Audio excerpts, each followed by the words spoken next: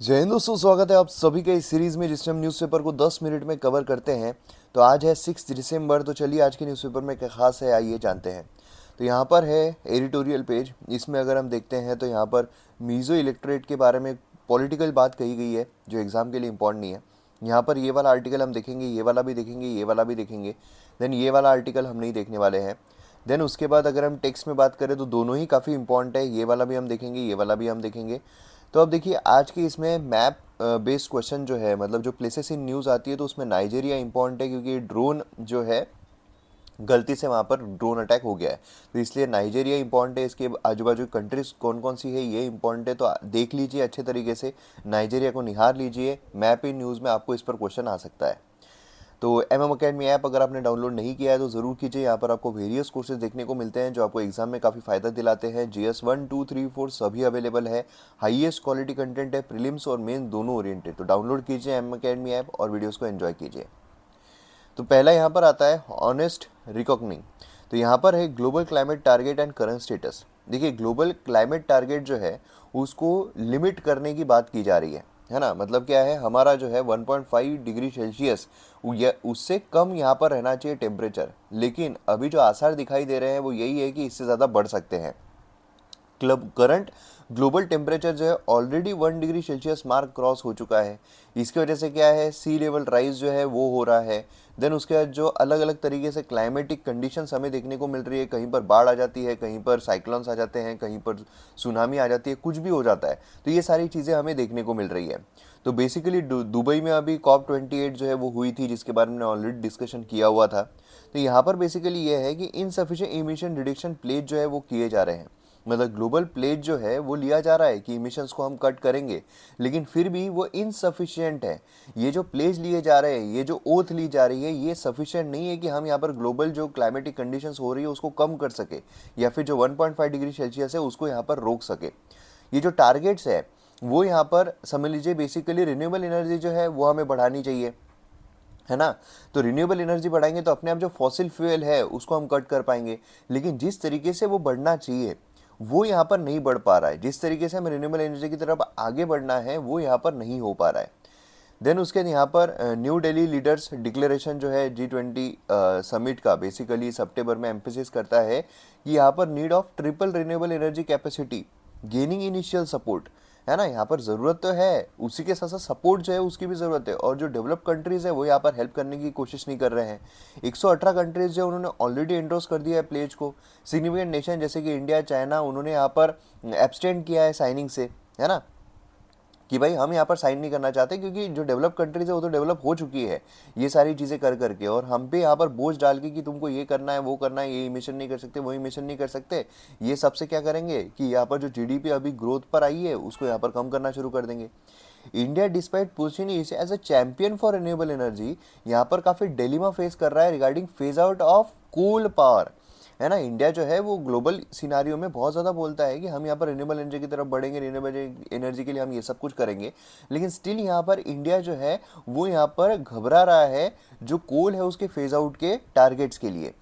कोल fire plants यहाँ पर nearly 70% of India का ग्रीन हाउस गैस इमिशन जो है कंट्रीब्यूट करते हैं, समझ रहे हो आप, कोल फायर प्लांट्स। और इंडिया जो है यहाँ पर एम्फेसिस कर रहा है that it can not be force to give up certain fuels. Paradox जो है मेजर इकोनॉमीज कमिटमेंट का, मेजर इकोनॉमी जैसे यूनाइटेड स्टेट्स हो गया वो रिन्यूएबल एनर्जी की तरफ कमिट कर रही है ये, लेकिन फिर भी यहाँ पर पैराडॉक्स है इस कमिटमेंट का, may not be actively replace fossil fuel, कि हम यहाँ पर रिन्यूएबल एनर्जी की तरफ तो बढ़ रहे हैं लेकिन जो फॉसिल फ्यूल है, जो मेजर रीजन है यहाँ पर ग्रीन हाउस गैस इमिशन का, उसको यहाँ पर कम नहीं करेंगे। तो ये सारी चीज़ें हमें यहाँ पर बेसिकली इस सब इंस्टेंस में देखने को मिल रही है। तो हिंदी माध्यम के छात्र है वो यहाँ पर पीडीएफ के थ्रू पढ़ सकते हैं। पीडीएफ आपको टेलीग्राम चैनल पर मिल जाएगी, मयूर मोगरे आपको सर्च करना है, वहाँ पर फॉलो करना है। देन उसके बाद शेयर्ड ब्लेम। अभी जो साइक्लोन यहाँ पर आया है उसके बारे में बात हो रही है। देखिए साइक्लोन क्यों आते हैं, कैसे आते हैं, उसके बारे में मैंने ऑलरेडी आपको कल या परसों के वीडियो में बताया हुआ है ना। तो वो पीडीएफ के थ्रू आप रिवाइज कर सकते हो। साइक्लोन अगेन वही 5 पॉइंट्स में मैंने आपको एक्सप्लेन किया है, साइक्लोन कैसे आते हैं, उसके लिए क्या कंडीशंस लगती है, वो सारी चीज़ें। तो यहाँ पर अब यहाँ पर जो साइक्लोन आया है उसमें क्या क्या सिर्फ साइक्लोन की ही गलती है, जो प्रॉब्लम्स यहाँ पर आ रहे हैं, जो फ्लडिंग वहाँ पर हो रही है, तो क्या सिर्फ साइक्लोन की गलती है, उसी के बारे में यहाँ पर बात की जा रही है। तो cyclone impact and infrastructure challenges. Chennai में हेवी रेनफॉल हुआ December 4 में साइक्लोन मिचांग की वजह से।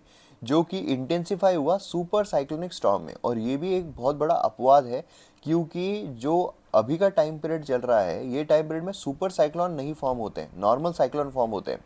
और आईएमडी के द्वारा भी यही, इनिशियली जब साइक्लोन फॉर्म हुआ उन्होंने नॉर्मल इसको साइक्लोन की कैटेगरी में डाला, लेकिन धीरे धीरे इसकी इंटेंसिटी बढ़ गई और सुपर साइक्लोन जो है वो बन गया। तो सिटी यहाँ पर सिग्निफिकेंट चैलेंजेस फेस कर रही है, जिसमें पावर शटडाउन हो रहा है ना। तो यहाँ पर क्या हो रहा है, जो पावर इंफ्रास्ट्रक्चर है उसकी काफ़ी वल्नरेबिलिटी यहाँ पर हमें देखने को मिल रही है। और इसी वजह से यहाँ पर जो रिपेयर करना, जो इम्पैक्ट है इसका इनएडिक्वेट इन्वेस्टमेंट का, वो सारी चीज़ें यहाँ पर दिखाई दे रही है और बहुत ज़रूरत है ये सब चीज़ों में इम्प्रूवमेंट करने की। Narrative and disaster response, narrative build किया जा रहा है, natural disaster influence response at a singular blame जो है नेचर को दिया जा रहा है कि भाई नेचर की वजह से ये सारी चीज़ें हो रही है, नेचर की वजह से इतना भयानक फ्लड हो रहा है, नेचर की वजह से पावर सप्लाई कट हो रहा है, नेचर की वजह से जो हानि है, इंसानों की जान जा रही है, वो सब कुछ हो रहा है ना। लेकिन बेसिकली ये जो आर्टिकल हाईलाइट करता है सिटी की ability to respond storm in compromise by various factor, जिसमें अनप्लान्ड कंस्ट्रक्शन हमें देखने को मिल रहा है, जोनिंग वायलेशन देखने को मिल रहा है, पब्लिक का इनडिसिप्लिन जैसे लिटरी जो है वो देखने को मिल रही है। इसकी वजह से क्या होता है, जो फ्लडिंग है वो होती है। देखिए क्या है कि अगर आप सही ढंग से, अगर आप सही तरीके से जो प्लानिंग है वो करोगे, तो समझ लीजिए ये सिटी है, ठीक है। अब आपको पता है कि यहाँ से इधर साइड समंदर है और इधर से पानी जो है इस तरफ आता है, तो आप जो घर है उसका कंस्ट्रक्शन प्लान्ड वे, मतलब क्या होता है, ऐसे जो है ऐसे इसमें घर आपके प्लान्ड हो रहे हैं, कंस्ट्रक्ट हो रहे हैं, ठीक है। जिससे क्या होगा, पानी आएगा और आके इधर से ऐसे ऐसे चला जाएगा। लेकिन आप जो कंस्ट्रक्शन है वो रैंडमली कहीं पर भी अनप्लान्ड तरीके से कर रहे हो, ऐसे ऐसे ऐसे ऐसे, तो यहाँ पर क्या है, पानी जो है वो अड़ता जाएगा, तो यहाँ पर ड्रेनेज सही तरीके से नहीं हो पाएगा। प्लस उसी के साथ साथ जो यहाँ पर लिटरिंग की जा रही है, यहाँ पर जो पूरा कचरा फेंका जा रहा है, उसकी वजह से पानी जमा, मतलब जमा जो है ये होना, ये देखिए नेचर जो है, नेचर पानी लेकर आता है, लेकिन जमा ये इंसानों की वजह से होता है। नहीं तो पानी तो क्या है, पानी तो बहकर चला जाएगा, है ना। तो ये चीज़ यहाँ पर देखने को मिलती है। तो ये बेसिकली काफ़ी बड़े चैलेंजेस है जो फेस किए जा रहे हैं, और उसी की वजह से इतना बड़ा फ्लडिंग हमें देखने को मिल रहा है। 2015, अभी देखिए 2023 में, in contrast with devastating flood 2015, city की progress in terms of warning preparation, है ना, ये सब कुछ हुई है, लेकिन फिर भी ये जो चैलेंजेस है वो हमें देखने को मिल ही रहे हैं। Climate change attribute science, article acknowledge करता है difficulty of attributing the extent to which climate change influence cyclone. Climate change की, जैसे मैंने आपको बोला स्टार्टिंग में, कि यहाँ पर जो साइक्लोन है वो पहले नॉर्मल कैटेगरी में था, और अभी ये जो टाइम पीरियड है, ये टाइम पीरियड में इतने सुपर साइक्लोन नहीं आते हैं, लेकिन फिर भी ये साइक्लोन हुआ क्यों, नेचर की वजह से, है ना। General understanding that warmer sea contribute to intensifying of cyclone, है ना, क्योंकि हमने लास्ट इसमें देखा कि भाई सी का गर्म होना बहुत ज़रूरी है, तब जाकर वाफ बनकर ऊपर जाएगा, लो प्रेशर डेवलप होगा और साइक्लोन फॉर्म होगा, तो उससे इंटेंसिफिकेशन होगा। तो यहाँ पर जो क्लाइमेट चेंज इम्पैक्ट है उसको भी यहाँ पर एम्फेसिस करना बहुत ज़रूरी है। Social responsibility sanitation workers, article यहाँ पर कंक्लूड करता है कि भाई यहाँ पर हमें लॉन्ग स्टैंडिंग इशू जो है कौन सा है, जिसमें अनप्लान कंस्ट्रक्शन हो रहा है, पब्लिक इंडिसिप्लिन चल रही है, इसको भी यहाँ पर सही तरीके से ट्रीट करना ज़रूरी है। तो ये यहाँ पर सोल्यूशन के रूप में बात की जा रही है। नेक्स्ट यहाँ पर है अंबेडकर टच इन री थिंकिंग सोशल जस्टिस पॉलिसीज। अब देखिए बेसिकली यहाँ पर अगर आप देखोगे तो evolution of democratic values and modern democracy, article यहाँ पर जो मॉडर्न डेमोक्रेसी है वो किससे एसोसिएटेड है, वैल्यू जैसे सोशल हार्मोनी होनी चाहिए, सभी लोग जो है वो साथ में आने चाहिए, है ना। जो लोग हैं उनकी डिग्निटी, सेल्फ रिस्पेक्ट जो है सभी पार्टिसिपेंट्स की, वो यहाँ पर बरकरार रहनी चाहिए। स्पेशली अगर हम बात करें जो डिप्राइव्ड है, जो सोशली मार्जिनलाइज ग्रुप है, उनकी यहाँ पर जो डिग्निटी है, सेल्फ रिस्पेक्ट है, वो ऊपर आनी चाहिए।